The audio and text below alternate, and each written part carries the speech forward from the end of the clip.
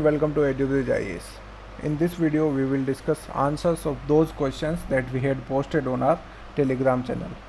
The first question is, suppose you have sufficient amount of rupee currency in three denominations, rupees 1, rupees 10 and rupees 50.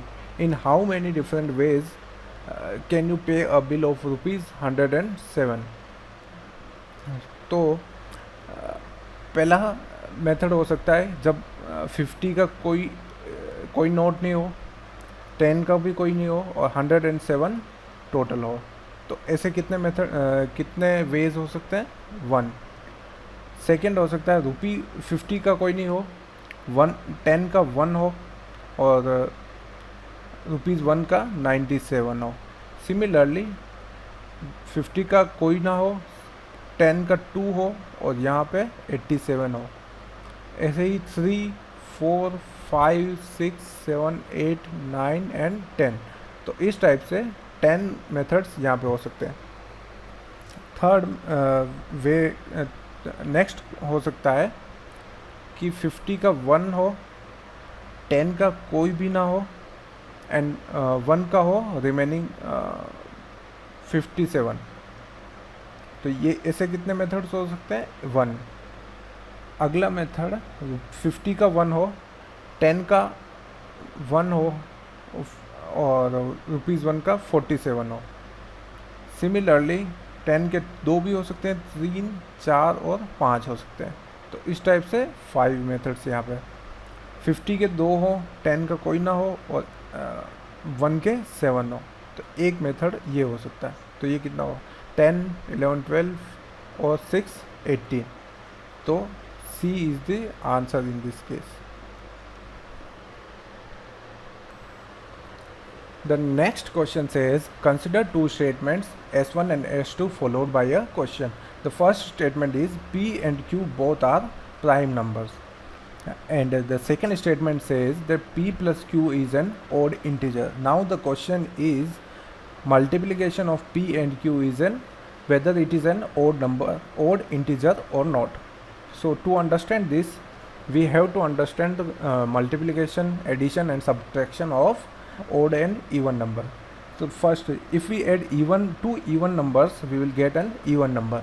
Say 2 plus 4 equals to 6, which is an even number. If we add two odd numbers, we will get an even number. So 3 plus 5 equals to 8. If we add one even and one odd number, even number 4 plus 3 equals to 7. If we add one odd and another combination is odd plus even, say 3 plus 4, it will be 7. If we subtract two even numbers, 4 minus 2, we will get an even number. If we subtract two odd numbers, then we will get an even number. Say 5 minus 3 equals to 2. If we subtract an odd number from an even number, we will get an odd number. Say even number is 8 minus 3 equals to 5. If we subtract an even number from an odd number, say 7 minus 4 equals to 3, which is an odd number. Similarly, the multiplication of two even numbers will give an even number. 2 into 2 equals to 4, or you can take another example, 4 into 2 equals to 8. If we multiply two odd numbers, 3 into 5, we will get an odd number, that is 15. If we multiply one even and one odd number, we will get an even number. Say 4 into 3 equals to 12. Here also 3 into 4 equals to 12. Now the second statement says P plus Q is an odd integer. So from these last two, we can say that one of these P and Q is an even number. So let us say P is an even number and Q is an odd number. Now the first statement is saying P and Q both are prime numbers. So at least one of these is an even number. So only even number that is prime number as well is 2. 2 is an even number plus it is a prime number, and another q can be 3, 5, 7, 11, etc. Now the question is, if we multiply 2 into any of number 3, we will get 6. 2 into 5, we will get 10. 2 into 7 equals to 14. So here are even numbers. So this statement question is incorrect. We cannot multiplication of p and q will give an even number. But wait, does it hold true only for prime numbers? No. Here 9 is also an odd number, but it is not a prime number. So if we multiply 2 into 9, we will get an 18. So the question, what is question asking is incorrect. We will get an even number, but only statement 2 is sufficient, because for this to hold for an multiplication of p and q resulting into an even number, it is not necessary that p and q are prime numbers only. This is also true for if we multiply 4 into 7, 24 into 7, 28, which is an even number. So it is true for any odd number and any even number. It is not necessary for it to be prime number. So option B is right. B is correct. Said S2 alone is sufficient to answer the question. No, S1 is not necessary. So B is the answer in this case. Third question says, consider the following. A plus B means A is the son of B. So B का son A. A minus B means A is wife of B.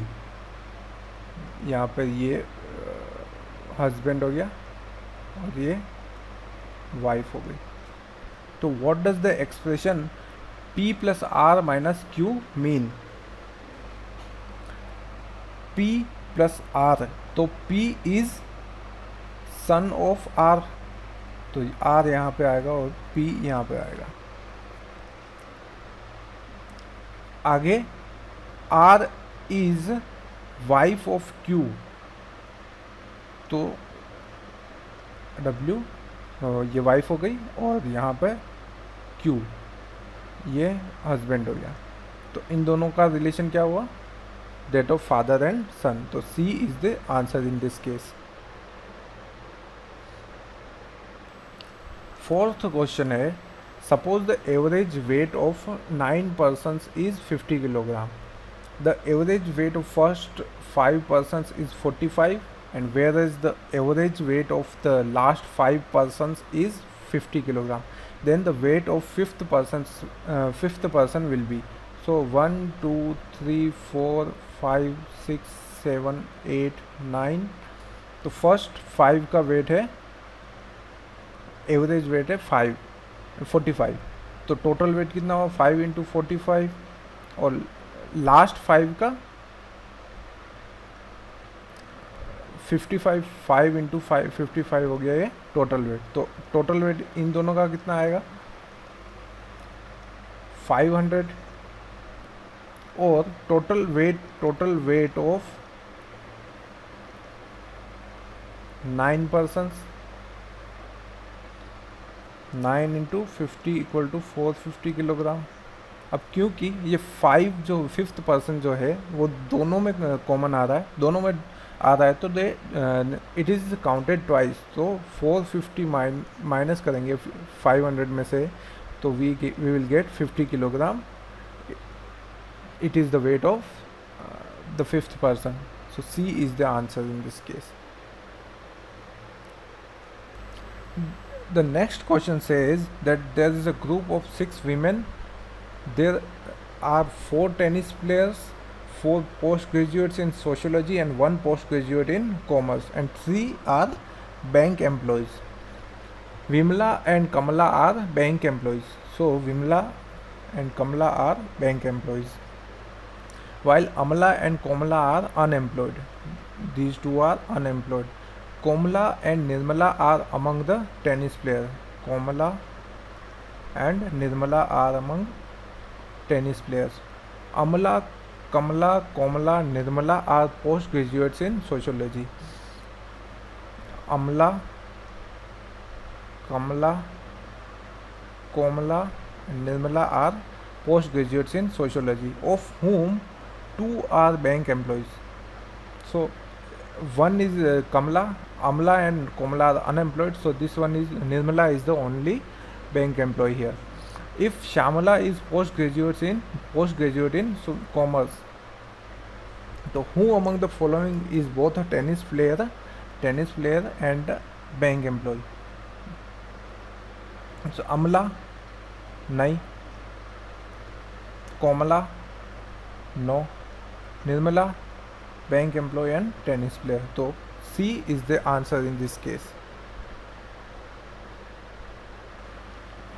The next question says that P is equal to 40% of A plus 60% of B. So P equals to 0.4 A plus 0.65 B. Similarly, Q is given as 0.5 A plus 0.5 B, where A is greater than B. In this context, which of the following statement is correct? Now, let us assume some value of A and B. Suppose A is 110 and B is 100. तो P की value क्या होगी? 0.4 into 110 plus 0.65 into 100. तो P की value आई 44 plus 65, तो 109. Q की value क्या होगी? 0.5 इंटू 110 प्लस 0.5 इंटू 100. तो ये आ गया 55 प्लस 50, 105. तो यहाँ पे क्या हुआ? P is greater than Q. Similarly, if A is very greater than B, suppose A की वैल्यू हुई 1000 and B की वैल्यू है 100, तो in that case P will be 0.4 into 1000 plus 0.65 into 100. तो ये कितना हुआ? 400 plus 65, 465, and Q will be 0.5 into 1000 plus 0.5 into 100. तो ये कितना हुआ? 500 plus 50, तो 550. तो इस केस में Q is greater than P. तो D will be the answer because none of the above can be concluded with certainty. The next question says that a watch loses 2 minutes in every 24 hours, while another watch gains 2 minutes in 24 hours. At a particular instant, the two watches showed identical time. Which of the following statement is correct if 24 hours clock is used? Suppose this is the clock and this is the time when they are showing exact identical time. So after 24 hours, one of the watch will be showing this time, which is greater by 2 minutes, and another one will be showing like this. This will be 2 minutes. तो total इनके बीच में difference कितना हुआ? ये जो है वो 4 minutes. तो ये इस 4 मिनट के डिफरेंस को 24 आवर्स कवर करने में कितना टाइम लगेगा वो हमें कैलकुलेट करना है. तो let us convert 24 hours into minutes. तो 24 × 60, तो इसको एक दिन में 4 मिनट का डिफरेंस आ रहा है, तो 24 × 60/4 ये डिफरेंस आने में 360 डेज लगेंगे। पर उस टाइम में जो जो ये आगे वाली है ये होगी 24 आवर्स अहेड, एंड ये जो पीछे वाली है उसका टाइम 24 आवर्स पीछे होगा। So in this case D is the answer. The next question is a paragraph about invasive species and their behavior in Britain. The paragraph says that they are neither terribly successful nor very harmful. They are not widespread sometimes, and sometimes they do not spread very quickly. It also says that arrival of new species almost always increases biological diversity of a region, and a flood of new incomers drives no native species to extinction. It also says that these invaders colonize disturbed habitats like polluted lakes and post-industrial wasteland. They are nature's opportunists. So अब question में कहा है कि which one of the following is the most logical and rational inference that can be made from above passage. So answer is C, sometimes the campaign against foreign plants are pointless. एक बार देख लेते हैं कि why other options are wrong. In first option है invasive species should be used to rehabilitate desert areas and wasteland of countries. This can be done, but that is not a surety, because they can decrease the biodiversity, because it is said that almost, not always. The second statement, B option says that laws against introduction of foreign plants are unnecessary. There is no talk of law in this paragraph. The option D is foreign plants should be used to increase the biodiversity of a country. This is not always true as well. So C is the answer in this case. The next paragraph says that it is about food safety basically. So it says that diarrheal deaths among Indian children are mostly due to food and water contamination, and other reasons are also cited, such as contaminated groundwater, unsafe chemicals in agriculture, poor hygiene in storage and handling of food items. It says that it further says that there is need of regulation and monitoring. That is, there are myriad factors in that. People need to be made aware about this. Surveillance of foodborne diseases involves a number of government agencies, and also it says that since urban population is largely dependent on street food, so training and education of street vendors is also required. So on the basis of above passage, the following assumptions have been made. तो first statement है, food safety is a complex issue and that calls for multi-pronged solution. Yes, it is correct, because groundwater contamination needs to be stopped. Unsafe chemical use in agriculture is to be taken care of. Storage and handling of food items is also required. When training and education of street vendors is required, so it requires a multi-pronged solution. Second is great investment needs to be made in developing the manpower for surveillance and training. Yes, it is correct, because there are number of government agencies and good training and inspection is required for all of them, so a considerable investment will be required. Third statement says India needs to make sufficient legislation for governing food processing industry. There is no talk of legislation in this paragraph, so A is the answer in this case. The next passage is about Indian economy and employment in the economy. It says that vast majority of Indians are poor and with barely 10% employed in organized sector. It is. It also says that we are being convinced that vigorous economic growth is also generating substantial employment. But the paragraph further says that when our economy was growing at 3% per year, employment was growing at employment in the organized sector was growing at 2% per year. But when our economy began to grow at 7 to 8% per year, the rate of growth of employment in organized sector is only 1% per year. So the above passage seems to imply that first, most of the modern economic growth is based on technological progress. This statement is correct. अगर 7 to 8% growth हो रही है and employment नहीं हो रहा है, employment opportunities नहीं है, तो that is definitely taking place based on technological progress.